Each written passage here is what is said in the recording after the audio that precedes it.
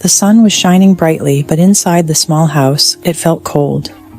Mr. George sat quietly on his favorite chair, holding a photo of his late wife. His eyes were tired and sad. He had once been full of energy and life, but now he was old and weak. His hands shook a little and his knees ached when he stood up. Still, he smiled whenever he looked at the photo of Mary, his wife of 50 years. She had passed away 3 years ago, and since then nothing had been the same. George lived with his son Robert and Robert's wife Linda. They had 2 children, Tom and Emily. At first they were kind to George. They helped him with his meals and talked with him in the evenings. But slowly things changed. They began to see him as a burden. Robert complained about the extra bills. Linda said the house was too small. The kids no longer visited his room. George felt invisible in his own home. He heard whispers behind his back and saw cold stares. One day he overheard Linda say, "We can't keep doing this. He needs to go." One morning, Robert came into George's room with a forced smile. "Dad, we're going for a little drive today," he said. George looked up, surprised but hopeful. He hadn't been outside in weeks. "Where are we going?" he asked. "Somewhere nice," Robert replied, avoiding eye contact. Linda helped pack a small bag with George's clothes and medicine. George didn't understand why he needed a bag for a short drive, but he didn't ask too many questions. He was just happy to be out of the house. They drove for over an hour in silence. George looked out the window, enjoying the fresh air and the trees passing by. Then they pulled up to a large gray building. The sign read, "Willowbrook Nursing Home." George's heart sank. "What is this place?" he asked quietly. Robert sighed and said, "It's for the best, Dad. They'll take good care of you here." Before George could say anything, 2 nurses came out to meet them. Linda handed over the bag without looking at George. "You'll be fine," she said quickly and walked back to the car with Robert. George stood there, alone and confused, as the nurses led him inside. The inside of the home was clean but smelled of medicine and old furniture. The walls were plain and the halls were quiet except for the sound of TVs and a few soft voices. George was given a small room with a bed, a chair, and a window that faced a brick wall. A female carer, Martha, greeted him with a kind smile, but George could barely speak through his grief. As she led him to his small, plain room, he placed a worn family photo on the bedside table. His late wife, his son, and himself, all smiling in happier times. As he sat on the bed, tears rolled down his cheeks. His own family had left him behind like he didn't matter. He slowly lay back on the bed, pulled the blanket over him, and stared at the ceiling, wondering what he had done to deserve this. The first few days at the nursing home were hard for George. He barely ate and spent most of his time staring out of the window, hoping for someone to visit him. But no one came. His son Robert hadn't called, and Linda didn't send any messages. The only people who spoke to him were the nurses, who were kind but busy. George tried to speak with the other residents, but most of them were either asleep or too tired to talk. He felt more alone than ever. Days turned into weeks, then months. No visits, no calls. George sat by the window every day, staring at the parking lot, hoping to see Robert's car. But it never came. The loneliness ate at him. He stopped eating, lost weight, and spent hours in silence, lost in painful memories. Martha noticed his suffering and did everything she could.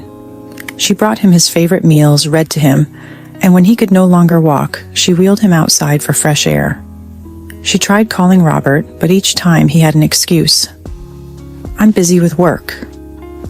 Or, "Linda and the kids have plans." George's heart broke a little more each time. Weeks turned into months, and George rarely had visitors. His only comfort was Martha, a kind carer who often sat with him during her breaks. One evening, as she fluffed his pillow, her hand brushed against something hard. Curious, she pulled out the envelope. George, who had been dozing, suddenly opened his eyes. "That's not for you," he said softly.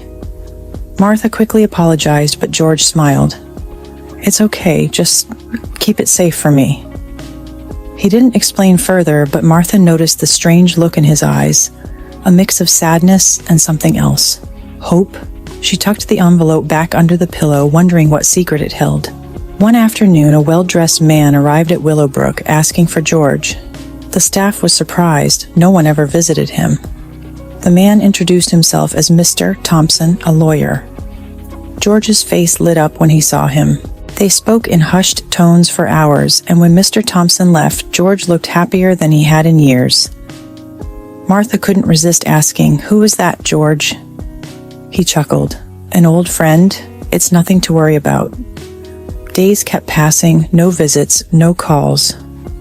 George still sat by the window every day, staring at the parking lot, hoping to see Robert's car. But it never came. The loneliness ate at him, and soon his health began to fail. One evening, Martha convinced George to call Robert himself. With shaky hands, he dialed the number, his voice weak as he said, "Son, I miss you. Can you come visit?" Robert sighed on the other end. "Dad, I told you I'm swamped right now. Maybe next month?" George's eyes filled with tears as he heard his grandchildren laughing in the background. "Please, just for a little while." "I'll try, okay? Gotta go." The line went dead. George placed the phone down and turned to Martha. "They don't care anymore," he whispered. That night, he refused dinner and lay in bed staring at the ceiling. As months passed, George grew weaker. He could no longer walk, and even speaking became difficult. One evening, as Martha helped him bathe, he clutched her hand weakly. "Martha, the envelope under my pillow." He gasped. "When I'm gone, give it to my son?" She nodded, tears in her eyes. "I will, George." He gave her a faint smile. You were the family they never were. That night, he closed his eyes and never woke up. When Robert and Linda got the call about George's death, their reaction was shockingly cold. "We'll handle the funeral," Robert said flatly. At the service, they barely shed a tear, more concerned with the reading of the will. But the lawyer surprised them. "Your father left specific instructions," he said. "Before anything else, you must go to his room at Willowbrook. There's something under his pillow for you." Robert frowned. What kind of game is this? They arrived at the nursing home, impatient and annoyed. Martha stood by the old bed, her face solemn. Without a word, she reached under the pillow and handed Robert the envelope. He tore it open, expecting a will, money, something valuable. Instead, he found a handwritten letter. "My son, you left me here to die alone. You ignored my calls. You forgot I existed. But I forgive you. I hope one day you realize what you've done. Everything I owned now belongs to Martha, the only person who treated me like family when you didn't. Goodbye. Dad." Robert's hands shook as he read the words. Linda snatched the letter, her face twisting in anger. "This can't be legal," she shrieked, but the lawyer nodded. "It is, and it's exactly what he wanted." As Robert stood in that empty room, the weight of his actions crashed down on him. He looked at Martha, the woman who had bathed, fed, and comforted his father while he couldn't be bothered to visit. I didn't think..." Robert stammered, but no words could undo what he'd done. Martha placed a gentle hand on his shoulder. "He loved you until the end," she said softly. "I hope you find peace with that." Robert broke down, sobbing uncontrollably, but it was too late. Robert's final lesson had been delivered.